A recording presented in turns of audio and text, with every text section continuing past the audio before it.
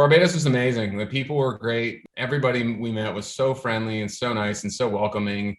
They were very helpful and they really did whatever they could to like help support us. And it really meant a lot. It was great.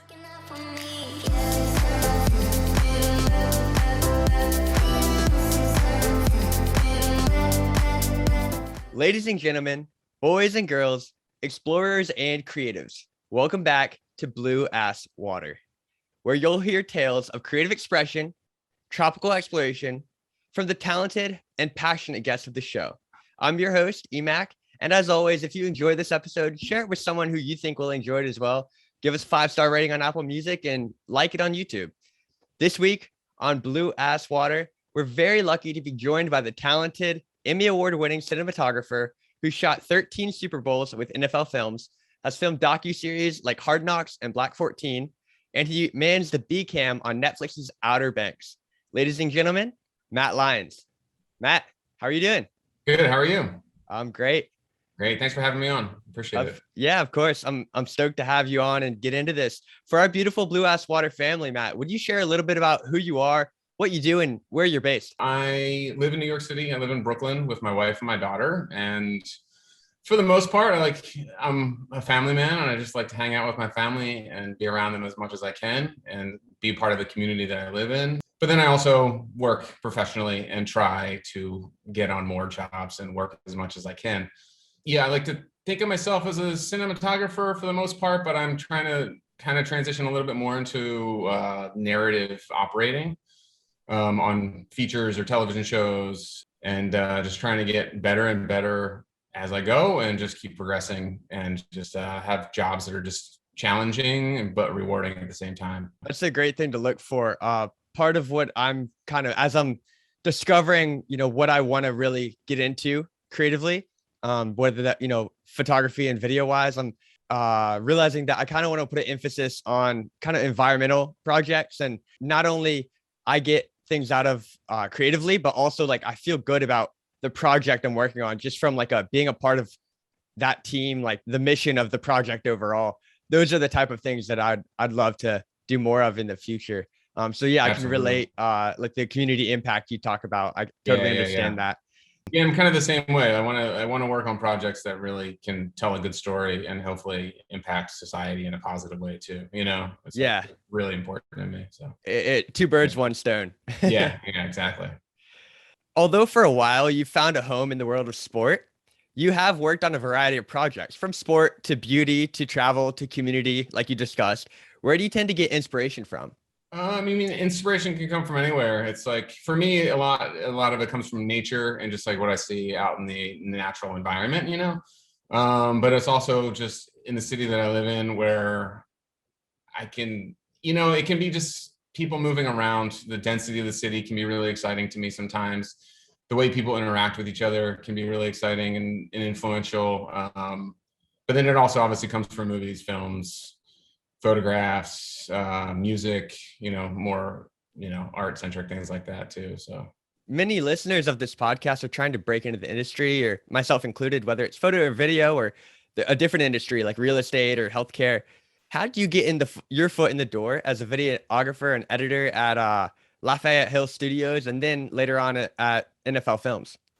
Yeah, so I went to study video production at the Art Institute of Philadelphia, and I didn't know exactly what I wanted to do with it. Like when I originally went to college, I thought I was going to do more of like audio recording, music production, that kind of thing, studio recording type stuff. And then I started shooting and just kind of fell in love with it and realized that, you're in a different world basically when you're shooting. You're seeing the world differently than you are if you're just, say, like in the room. So I really fell in love with shooting, and then I got lucky in the sense that there was an internship available at Lafayette Hill Studios, and I applied for it. I got the internship. Luckily, they liked me. They liked my work ethic, which I worked hard at that time, and I still do, obviously. But so I would shoot a lot for them, which was great that they trusted me right away, and they gave me a camera to shoot like second angles on some weddings and corporate interviews and things like that.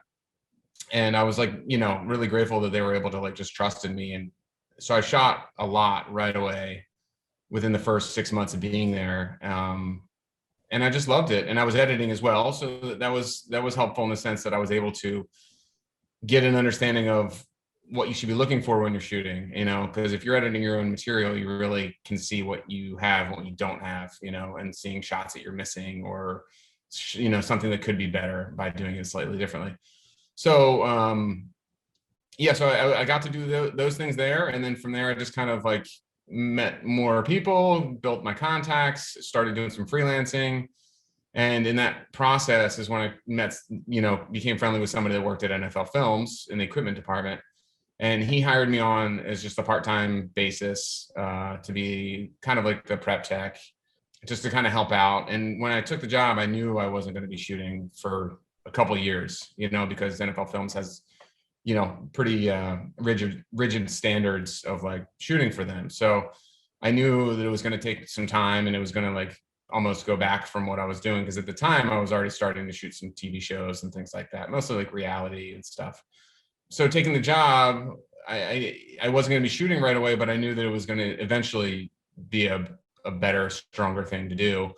So I took the job and, just learned as much as I could from everybody there, which was a ton, because there's some really great, talented people there. And then I just worked hard and just did everything they asked of me. And then eventually started shooting, and then, just one thing led to another and to another. But yeah, it's like always about being open-minded to it, and not really like keeping doors closed in the sense of, just because I wasn't going to be shooting right away at NFL Films, I knew it was a good opportunity. I knew it would lead to better things in the long run. So you just kind of have to be open to things like that, and just see where it takes you.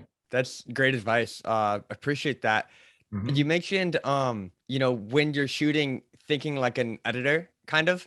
And that was one of the best pieces of advice I received in college at Flagler. Whether you're shooting or directing,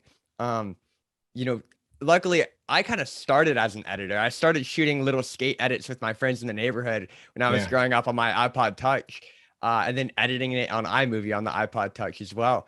But some of my classmates, were strictly shooters, or they wanted to strictly direct, which is sweet. But I was glad that I kind of had that foundation of editing from the start. And so when he said, think like an editor when you shoot sometimes, I instantly gravitate, like I could relate to what he was saying, because it just made sense to me. If you're just shooting to shoot and, kind of cover everything, sometimes it can be hard when you pass it on to an editor for them to understand, like, okay, what's the story in this? You don't want to give the editor all the work necessarily. Be selective with your shots and go ahead and tell the story in the shooting, so the editor has even less of a job to do. Let's quickly touch on the Local 600 International Cinematographers Guild. What is it, and how do you join? Basically, it's a union that is there to look out for its workers and to protect us from, harsh working environments. In theory, it keep things regulated as far as schedules, payment, and it's either, there's minimum amount of payment that you can get for doing jobs. And it's just it's a good organization that just kind of looks out for each other, and that we're all there together. It's just there to help make films and TV shows. And it's just nice to know that you have like some support that's a little bit higher up than you, that it's more of a, like, it just kind of like amplifies your voice a little bit, that if you do need some support, there are people out there that can help. That's super important. It's huge in this industry where everybody's just kind of doing it for themselves. And, sometimes productions can take advantage of people, and, they can lowball and, get people to work, crazy hours and not pay them a fair wage, So the union is just something that's there to like kind of help protect that and to try to stop that as much as possible. It's funny, when I was in school, we touched, I remember like learning about unions, and we touched on it a little bit.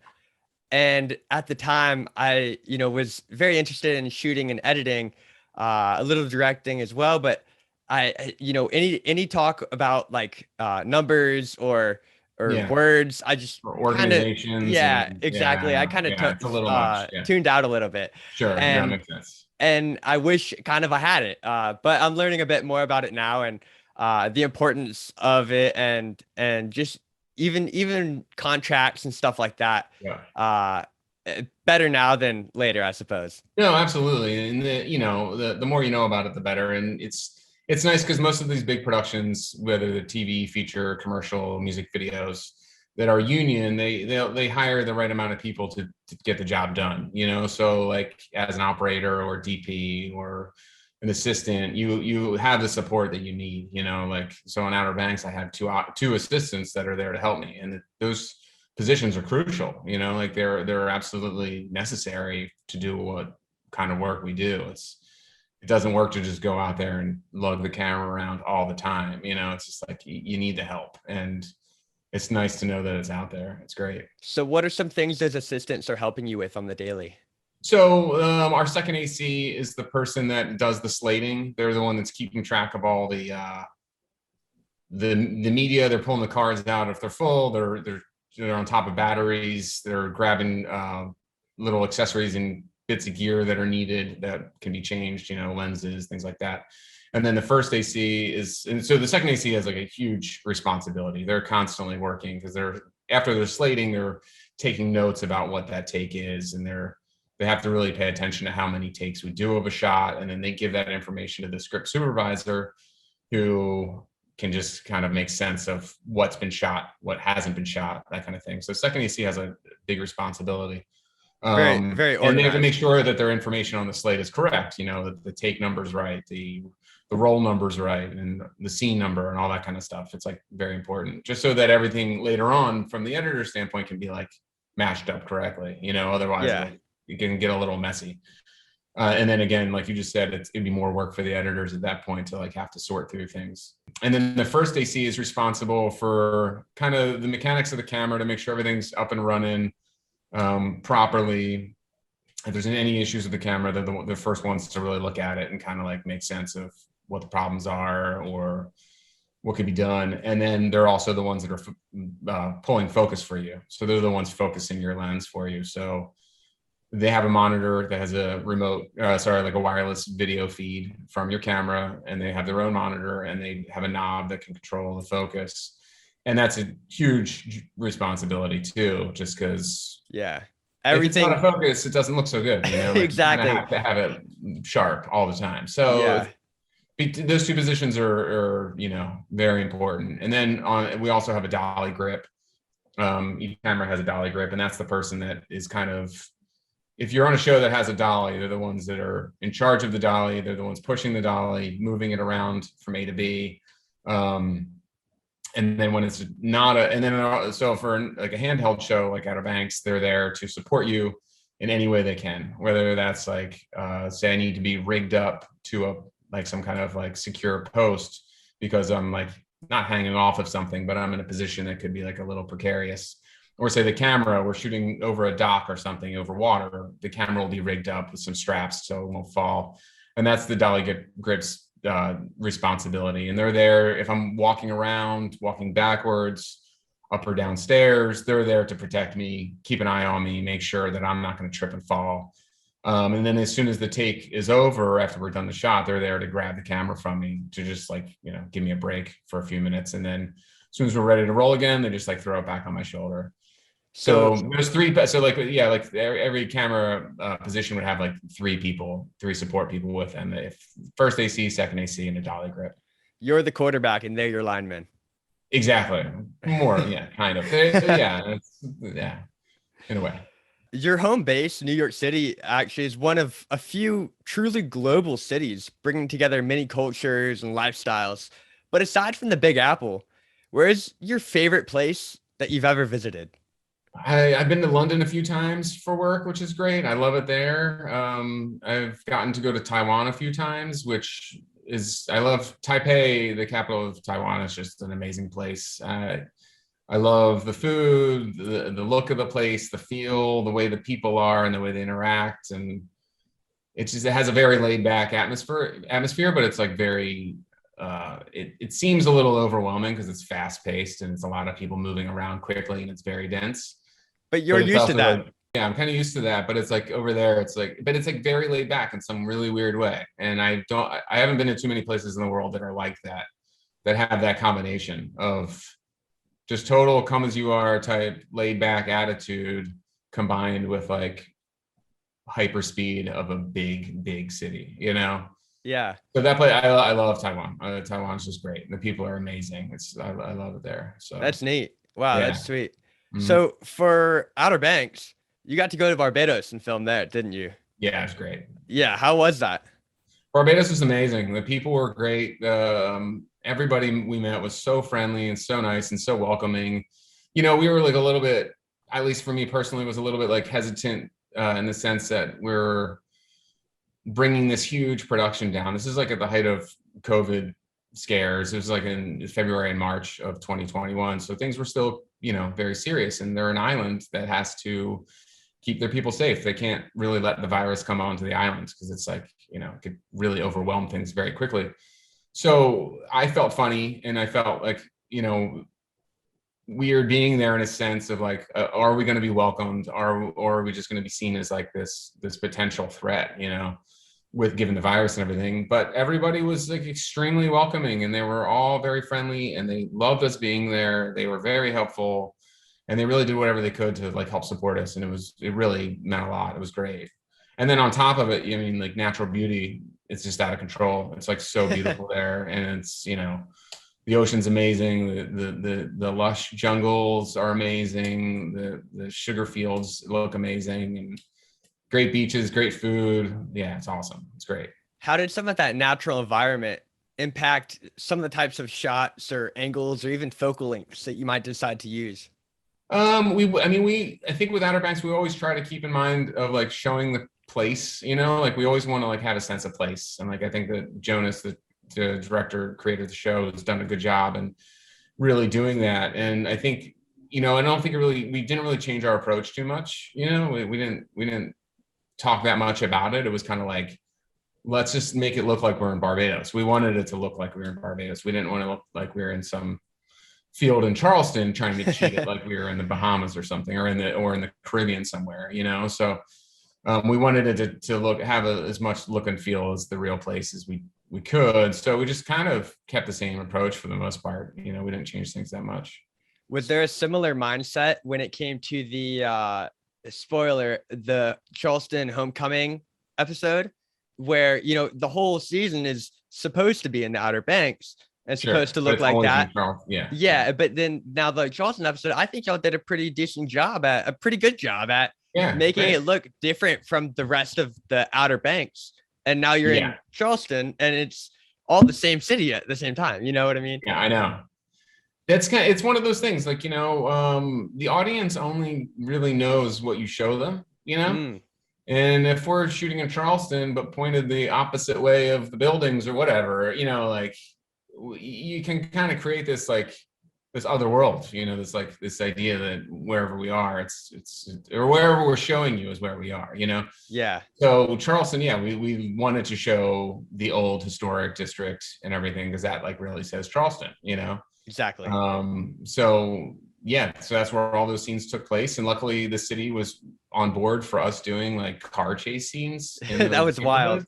Which is crazy because, you know, I think it's a very protected area just for the historic part of it. So we were lucky and very grateful to them that they let us do that because it's asking a lot to say like, hey, can we have two cars whipping around corners at 50 miles an hour, like in this, you know, 300-year-old neighborhoods or whatever. Exactly. You know, and, you know, all those homes in that area have very strict regulations on building requirements and stuff. Oh, yeah. And so if you even try to paint the door a different color, there may be, you know, people coming at you saying, no, you can't paint it blue. It has to stay brown or this or that.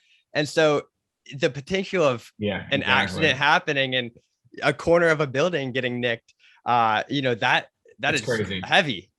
I know.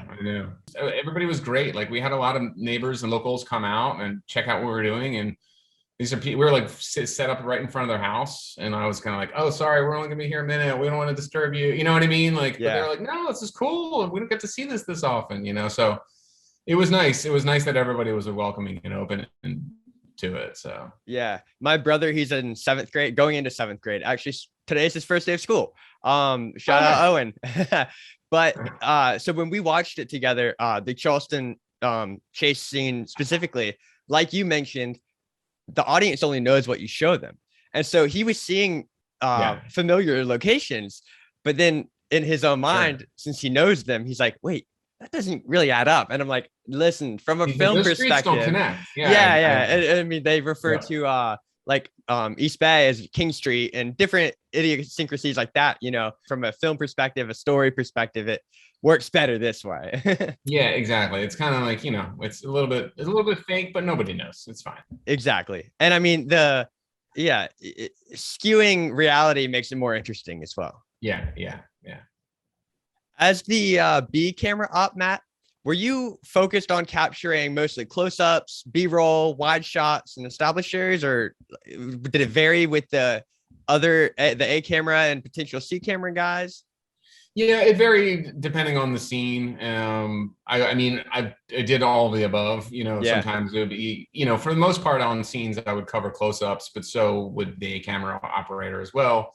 Sometimes we would cross shoot, so like one camera over one person's shoulder for the close-up, you know, across from them, and it was a little bit of both.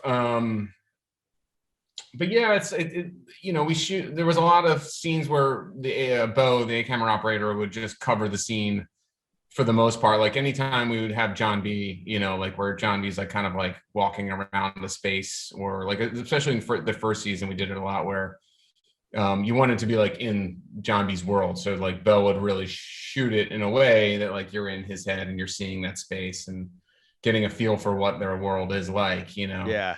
A lot of the tone or the mood in Outer Banks can be seen through the lighting, whether it's warm and romantic or cool and mysterious. Mm-hmm. How do you particularly work with lighting in a scene and, you know, try and illuminate subjects with the way your camera's angled? Or well, first off, let me just say I don't have really anything to do with lighting in Outer Banks. That's the job of our amazing DP Gonzalo Amat and Brad Smith, who just do like a fantastic job. And so, but that being said, I would always try to keep it looking as nice as I could and not take away from their lighting. You know, like we would never want to front light anybody.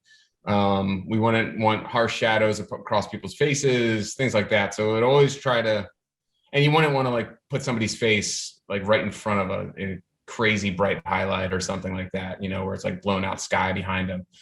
So that being said, I try to like always keep in mind what the source lighting is, kind of what the motivation of that lighting is from the DP, from the gaffer, Jamie Baglio, who's also an amazing, great, talented person. But I would, so it's like always trying to like show angles that would complement what they're doing, you know, like, and still fit the mood of everything. Sounds like the team was just all around killer. Oh, they're great. Yeah. And we move fast. We all get along. We all know what to do. And it's just like, it had, you know, season one, like we picked up at season two, kind of right where we left off season one, you know, it was all the same people, all the same crew. So our first day back on season two really kind of felt like some kind of, it was also, we had the whole, like a long time away with pandemic stuff. So for 6 months, most people didn't do anything anyway. So like, it really felt like we were just a couple weeks after where we left off on season one. It was really weird. Interesting. But we just like, we like hit the ground running, you know, we just kind of like took right off. And it's a great team. It's great people. It's always good working with a good team. When you've got a sour apple, it can really spoil the whole experience sometimes. Absolutely. Yeah. While filming shows like Hard Knocks or even the Super Bowl, aside from weather, conditions are fairly predetermined. Like you can't out of your control, but on a scripted show like Outer Banks or some of the commercial work you worked on, you may have the opportunity for purposeful additions like rain or fire, or just like stunt effects and stuff like that. How do things like that allow you to get more creative shots when you know what to expect going into it? Well, yeah, it's like the same as the way, you know, bad weather can make a documentary look like, you know, sports, like shooting for the NFL or something, like in the rain or in the snow, it's just going to look better. It's going to be more of a pain in the ass to shoot in, but you know, it's going to look better just because it gives it a real look, you know, it's like, it's it's not just sun or gray skies. It's like it's real elements that are coming down. So I think that can be applied in, you know, narrative work too. You know, when we shoot those scenes, we want it to look real, like real rain, real wind. You know, we don't want to, if we're trying to do a stunt, not a stunt, but like a special effect with rain or wind or something like that, we want to see it. We don't want to have it up there, but it's not hitting the person right, or it's kind of like off in the background, kind of weird. And the special effects guys are great about making sure that they're checking my angle and they're seeing what I'm looking at, and they're saying, "Oh, that rain looks a little weird over there. Let's try to." And you know, it takes them 2 or 3 minutes, and they make an adjustment, and then it's all good.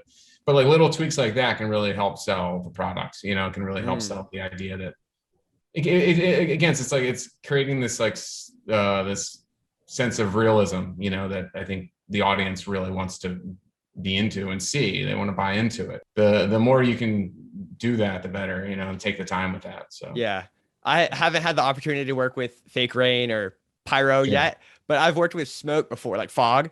And I mean, even that is just something simple that adds a whole new depth to a shot. Absolutely. It really does. It just adds atmosphere. It's great. I love shooting with fog and smoke. It just looks so great. A lot of the filming, like you mentioned, is handheld, run and gun.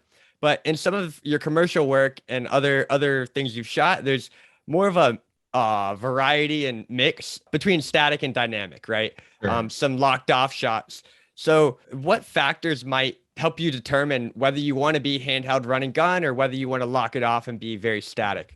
I think it depends on the script and what the project is and what it kind of requires. You know, a very dramatic scene handheld doesn't always work sometimes, but if you want the audience to feel like you're really part of it and really get in there, then like it can work. And if it just feels more visceral when it's moving. But you know, when it's controlled, locked off stuff, it's usually really good acting, really good scripts, where it's just like all the focus is just right on those people, you know, and there's not much else to be distracted by. Like, you know, sometimes handheld could be a little distracting if it's used too much. Right. But it can be really effective when it's like paired with like slow controlled shots.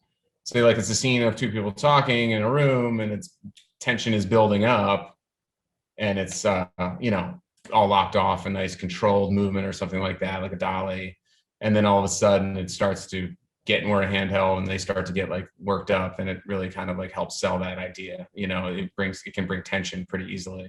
So I think it depends on whatever the script requires, whether it's commercial, music video, and then documentary too. You know, sometimes locked off stuff in documentaries is like really effective because it just really makes the audience focus on what they're seeing on screen. I know some photographers or videographers that specifically chase certain moments that help kind of define their style, whether it is like a close up on the subject's eyes, and they consistently try and get that with every project they work on, or feet walking towards the impending event. Do you have a specific like shot that you like to capture with every shoot that really excites you? No, but I kind of, whenever I have to shoot a little bit of nature or like a little bit of trees, I kind of get carried away. Like I love to see this, like, I like to be looking up at the sun through some leaves and just the wind kind of like blow. So I usually, whenever I shoot, if somebody needs me to shoot B-roll of like a little bit of nature type stuff, I usually like, I overdo it. You know, slow-mo and then like all kinds of stuff. So yeah, it's more, yeah, I think that's, if there was one like Vice type shot that I have, it's more like trees, nature. I was gonna say it's a good guilty pleasure. Yeah, it's not bad. Yeah. But yeah, no, I know exactly what you're talking about. As you say that, I'm like, oh yeah, I do kind of have that. So, I'm glad I helped you realize. yeah, I know. If you could only shoot one subject for the rest of time, one subject or one event, you know, one theme, what might you pick? Nature? Yeah, maybe not nature. I would get pretty tired of it actually. Like, I love to shoot it and love to like go out and shoot it for 10 minutes or an hour or something, but I don't think I could do it day in, day out. I love shooting football because you never know what you're going to get, you know, like, I mean, as far as like shooting goes, you should know what you're going to get, but in the sense of you don't know what's going to happen, you know, and that's always exciting. That just seems too limiting just to stick to one thing. I don't know. I know. I like to shoot everything. Yeah, I don't know. I don't have one thing that I could do for the rest of my life. It seems I would have Too to bland. change careers or something. I would have to do something entirely different. Yeah. No worries. I can understand that 100%. Yeah. What might be the best advice you've ever received?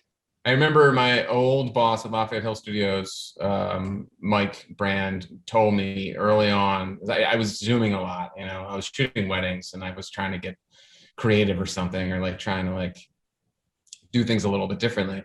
And he told me that like, Zooms always need to have some motivation. They imply something when you do them, whether it's building tension or relieving tension or whatever it is, like whatever the story is. So don't just do it just to do it. Always think about the move, like, and it not just zooming. It's like, it can be for camera movement too, have motivation behind what you're doing a little bit. And even if it's hitting you as you're doing it, that's fine. But like, make sure you know what you're doing in the sense that it should be motivated, because it does imply something when you do certain kinds of moves or zooms or something like that. So that was really good advice that it's funny, but I think about it like all the time when I'm shooting. I still think about him saying that to me. I'm just like, oh yeah, don't just do it just to do it. It's got to be motivated. Yeah, it's got to have a purpose. Yeah, it's just like in Outer Banks, when you do a lot of handheld shots, it's not because you're lazy. It's to convey that, up close and personal, action-packed environment. Yeah, it's putting the viewer right there with the subjects. Matt, to wrap things up, where can people find your work and follow your journey? I have a website, lyons.camera, pretty easy to find. And then my Instagram page, MT Lyons. You can find stuff I posted there somewhat regularly, not that regularly. But I put some, stuff I'm working on a little bit up there. And then there's some past work of mine on my website as well. And there's a list of things I've done and all that kind of stuff. So sweet. Yeah, I checked out your website. Great work. Great work. Great. Thank you. Thank you. Anything else you'd like to plug or anything you have coming up exciting to share? No, but yeah, I'm glad that people are out there watching Outer Banks. It was a great experience working on those 2 seasons. And it's really nice to see that we have such a big audience. It's really great. The amount of viewers you have isn't everything for any sort of art, but it's always nice to know that, there are X amount of people watching the work that I've made.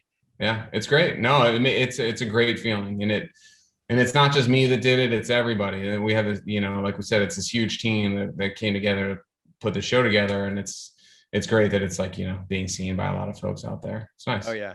Matt, appreciate your time. Truly. Thank you for coming on Blue Ass Water. Well, thanks for having me. I really appreciate it. What's up, y'all? Thank you so much for tuning into this episode of Blue Ass Water with cinematographer Matt Lyons. Go ahead and check out the rest of his work on his website, like he mentioned, lyons.camera.com, I believe. And drop this video a like, share it with someone, leave it a 5-star review. Like I said, though, most importantly, share it with someone who you think might enjoy it as well. Maybe they don't listen to podcasts. Maybe they will now. But yeah, I mean, that wraps it up. I'm Ethan. Have a great day. Peace.